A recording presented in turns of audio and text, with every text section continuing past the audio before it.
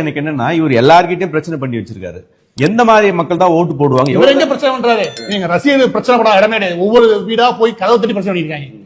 என்னதான் பெர்சன்டேஜ் ஓட்டு வாங்குவாரு? ஓட்டா இப்படி கழிச்சுக்கோங்களேன். திமுக ஓட்டு வராது, அதிமுக ஓட்டு வராது, எம்ஜிஆர் ஓட்டு வராது, ரஜினி சார் ஓட்டு வராது, அதுக்கப்புறம் அஜித் குமார் அவர் ஓட்டுல வரான்றதை அவையில பத்திரிக்கை எடுத்து விட்டுருவாங்க. ஓட்டு போடா இன்னைக்கு சூர்யா சிவகார்த்திகேயன் யாரும் ஓட்டு வர போறது இல்ல. மிஞ்சி போனா திருஷா வீட்டு சந்தில 4 பேர் ஓட்டு போடுறாங்க. தமிழ் தேசிய ஓட்டு வராது. தமிழ் தேசிய ஓட்டு வராது. எங்க நாம் தமிழ் கட்சியால பொழந்து கட்டிக்கிட்டான்னு வச்சுக்கோங்க. கம்யூனிஸ்ட் ஓட்டு வராது, விடுதலை சிறுத்தை ஓட்டு வராது. சரி, இதை தவிர யாராவது ஓட்டு போடாதவங்க இருக்கான்னு வச்சுக்கோங்க. அவங்க ஓட்டு இப்போதைக்கு வர வாய்ப்பு இல்ல. ஏன் அந்த அளவுக்கு எல்லா ஓட்டு வளர்ந்து வச்சுக்க அந்த ஓட்டு இருக்குன்னா யார்ட்டும் போகாத ஓட்டு இப்ப சொன்ன ஓட்டலாம்.